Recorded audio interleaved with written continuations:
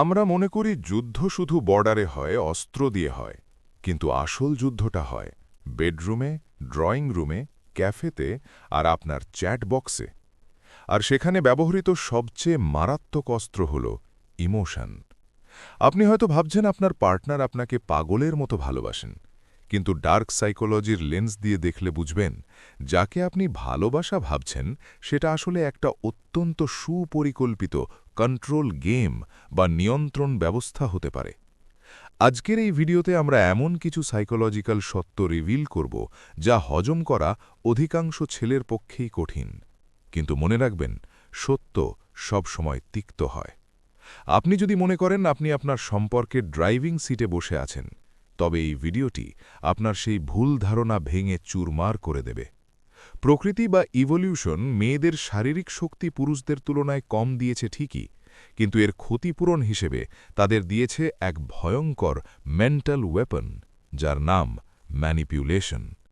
এটা তাদের দোষ না, এটা তাদের সার্ভাইভাল ইনস্টিংক্ট বা টিকে থাকার কৌশল। হাজার বছর ধরে মেয়েরা অবচেতনভাবেই শিখেছে কিভাবে শারীরিক শক্তি প্রয়োগ না করেও শুধুমাত্র ব্রেন গেম খেলে সবচেয়ে শক্তিশালী পুরুষটিকেও নিজের আঙুলের ইশারায় নাচানো যায়। আর এই খেলার প্রথম রুল হল ভিকটিমকে বা আপনাকে বুঝতে না দেওয়া যে আপনি আসলে একটা খেলার অংশ। চলুন প্রথমেই কথা বলি সবচেয়ে আদিম এবং কার্যকরী টেকনিকটি নিয়ে, যার নাম the art of calculated vulnerability বা পরিকল্পিত দুর্বলতা। মেয়েরা খুব ভালো করেই জানে যে ছেলেদের ডিএনএতে প্রোটেক্টর বা রক্ষাকর্তা হওয়ার একটা তীব্র আকাঙ্ক্ষা থাকে। যখনই একজন নারী আপনার সামনে তার অসহায়ত্ব প্রকাশ করে বা চোখের পানি ফেলে, তখন আপনার লজিক্যাল ব্রেন বা যুক্তি শাটডাউন হয়ে যায়। আপনি তখন আর সঠিক বেঠিক বিচার করতে পারেন না, আপনি তখন শুধু তার হিরো হতে চান। আর ঠিক এই মুহূর্তটাতেই তারা আপনাকে দিয়ে এমন সব কাজ করিয়ে নেয় যা আপনি স্বাভাবিক অবস্থায় বা সুস্থ মস্তিষ্কে কখনোই করতেন না। এটা কোনো কাকতলীয় ঘটনা নয়, এটা একটা ট্র্যাপ।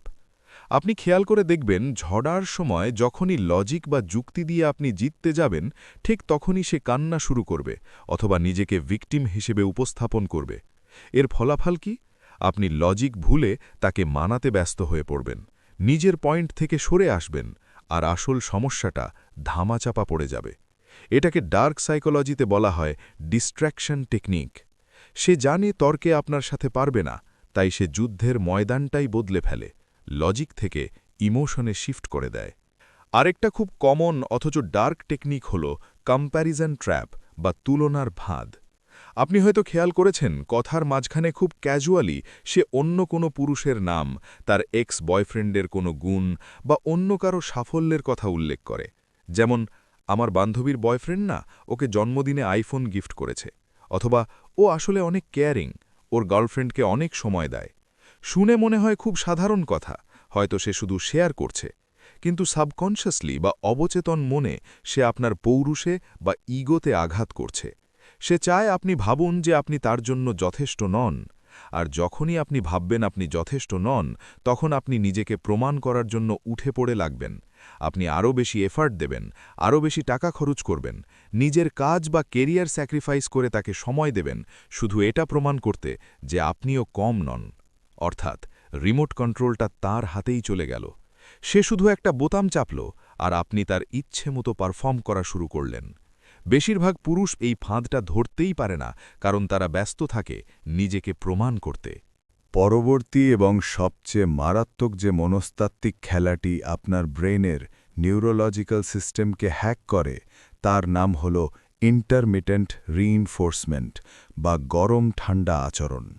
এটাকে আপনি জুয়া খেলার নেশার সাথে তুলনা করতে পারেন। ক্যাসিনোতে মানুষ কেন নিজের সর্বস্ব হারিয়ে ফেলে? কারণ সে জানে না কখন সে জিতবে।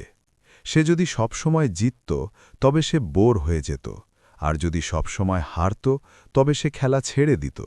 কিন্তু মাঝে মাঝে জেতা আর মাঝে মাঝে হারার এই অনিশ্চয়তা তাকে পাগল করে দেয়। ঠিক একই সূত্র মেয়েরা রিলেশনশিপে অ্যাপ্লাই করে। খেয়াল করবেন, সম্পর্কের শুরুর দিকে সে আপনাকে প্রচুর অ্যাটেনশন দেবে, ভালোবাসায় ভরিয়ে দেবে। আপনি যখনই এতে অভ্যস্ত হয়ে যাবেন, ঠিক তখনই সে হঠাৎ করে তার আচরণ বদলে ফেলবে, বিনা কারণে। হয়তো মেসেজের রিপ্লাই দিতে দেরি করবে অথবা খুব ড্রাই আচরণ করবে। আপনি কনফিউজড হয়ে যাবেন। আপনি ভাববেন, আমার কি কোনো ভুল হলো? আপনি সেই পুরানো তাকে বা তার ভালো রূপটা ফিরে পাওয়ার জন্য ডেসপারেট হয়ে যাবেন। এই যে অনিশ্চয়তা, এটা আপনার ব্রেনের ডোপামিন বা সুখের হরমোন রিলিজ হওয়ার প্যাটার্নটা নষ্ট করে দেয়। আপনি তখন আর তাকে ভালোবাসে বলে তার সাথে থাকেন না, বরং আপনি তার দেওয়া সেই সাময়িক ভ্যালিডেশন বা একটুখানি ভালো ব্যবহারের জন্য নেশাগ্রস্ত হয়ে পড়েন। সে আপনাকে ঠিক ততটুকুই ভালোবাসা দেবে যতটুকু দিলে আপনি তাকে ছেড়ে যাবেন না, আবার ঠিক ততটুকুই কষ্ট দেবে যাতে আপনি তার নিয়ন্ত্রণে থাকেন। আপনি দেখবেন, যখনই আপনি হাল ছেড়ে যাওয়ার কথা ভাবছেন বা তার থেকে দূরে সরে যাওয়ার সিদ্ধান্ত নিচ্ছেন, ঠিক তখনই সে আবার খুব মিষ্টি আচরণ শুরু করবে। এটাকে বলা হয় ব্রেড ক্রাম্বিং, অর্থাৎ রুটির টুকরো ছিটিয়ে ক্ষুধার্ত প্রাণীকে নিজের পেছনে ঘোরানো। আপনি মনে করেন এটা তার মুড সুইং, কিন্তু আসলে এটা আপনার ইমোশনাল ডিপেন্ডেন্সি তৈরি করার একটা অত্যন্ত কার্যকরী অস্ত্র। এর পরেই আসে দ্য সাইলেন্ট ট্রিটমেন্ট বা নীরবতার শাস্তি। এটা সম্ভবত ডার্ক সাইকোলজির সবচেয়ে ক্রূর প্রয়োগ।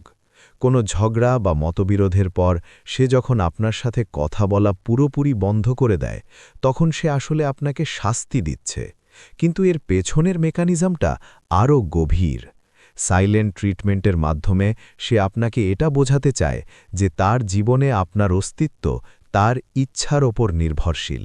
সে চাইলেই আপনাকে ইনভিজিবল বা অদৃশ্য করে দিতে পারে। এই নীরবতা আপনার মধ্যে তীব্র অ্যাংজাইটি বা দুশ্চিন্তা তৈরি করে। ছেলেদের ব্রেন প্রবলেম সলভিংয়ে অভ্যস্ত, তাই কোনো উত্তর না পেলে তারা অস্থির হয়ে ওঠে। আপনি তখন নিজের ভেতরে হাজারটা ভুল খুঁজতে শুরু করেন। আপনি পুরানো চ্যাট পড়েন, নিজের কথাগুলো বিশ্লেষণ করেন। শেষ পর্যন্ত সেই অস্থিরতা থেকে মুক্তি পেতে আপনিই গিয়ে সরি বলেন, এমনকি যখন ভুলটা আপনার ছিল না। আর ঠিক এই মুহূর্তটাতে সে জিতে যায়। সে শিখে যায় যে আপনাকে ম্যানিপুলেট করার জন্য যুক্তির দরকার নেই, শুধু চুপ করে থাকলেই আপনি নতজানু হয়ে আসবেন। এই প্যাটার্নটা একবার প্রতিষ্ঠিত হয়ে গেলে সম্পর্কে আপনার আর কোনো আত্মসম্মান অবশিষ্ট থাকে না।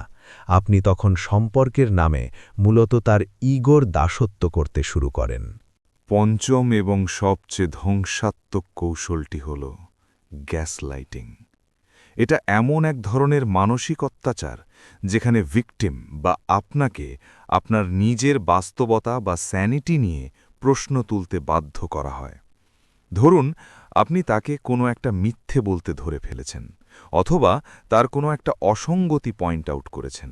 স্বাভাবিক লজিকে তার ক্ষমা চাওয়া উচিত, কিন্তু ডার্ক সাইকোলজিতে এক্সপার্ট মেয়েরা সেটা করবে না।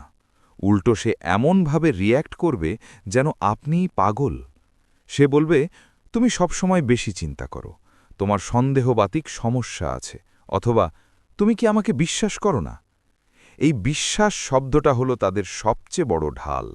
যখনই আপনি লজিক্যাল প্রশ্ন করবেন, তারা বিশ্বাসের ইমোশনাল কার্ড খেলবে। আস্তে আস্তে আপনি ভাবতে শুরু করবেন যে হয়তো আপনিই ভুল, হয়তো আপনার মেমোরি ঠিক নেই। একটা সময় আসে যখন আপনি নিজের চোখের দেখাকেও বিশ্বাস করতে ভয় পান, কারণ আপনার ব্রেন তখন তার দেওয়া বাস্তবতার ওপর পুরোপুরি নির্ভরশীল হয়ে পড়েছে। এটা স্লো পয়জনিংয়ের মতো কাজ করে। ধীরে ধীরে আপনার আত্মবিশ্বাস এবং বিচারবুদ্ধি পঙ্গু করে দেয়। সর্বশেষ যে ট্র্যাপটি নিয়ে কথা বলবো তা হল সোশ্যাল আইসোলেশন বা সামাজিক বিচ্ছিন্নতা। একজন চতুর ম্যানিপুলেটর জানে আপনার শক্তি আপনার সাপোর্ট সিস্টেমে, আপনার বন্ধু, পরিবার এবং আপনার নিজস্ব জগৎ। আপনাকে পুরোপুরি কন্ট্রোল করতে হলে এই সাপোর্ট সিস্টেম ভাঙতে হবে। সে খুব কৌশলে আপনার বন্ধুদের নামে বিষণ্ণ মন্তব্য করবে, বলবে তোমার বন্ধুরা তোমাকে ব্যবহার করছে, অথবা ওরা আমাদের রিলেশনশিপ সহ্য করতে পারছে না। সে চাইবে আপনি আপনার বন্ধুদের আড্ডা, ফ্যামিলি গ্যাদারিং বা নিজের শখগুলো বাদ দিয়ে শুধুমাত্র তাকে কেন্দ্র করে বেঁচে থাকুন। বাংলাদেশে ছেলেদের জন্য ফ্রেন্ড সার্কেল একটা বিশাল শক্তির জায়গা। সে আপনাকে সেখান থেকে সরিয়ে আনবে। যখন আপনি একা হয়ে যাবেন তখন তার ম্যানিপুলেশন ধরা বা আপনাকে সতর্ক করার মতো কেউ পাশে থাকবে না। আপনি তখন পুরোপুরি তার হাতের পুতুল। তাহলে উপায় কি? এই ডার্ক গেম থেকে বাঁচার একমাত্র উপায় হল অ্যাওয়ারনেস বা সচেতনতা। এই ভিডিওর উদ্দেশ্য মেয়েদের ঘৃণা করা নয়, বরং আপনাকে এটা বোঝানো যে ইমোশন দিয়ে সবসময় দুনিয়া চলে না।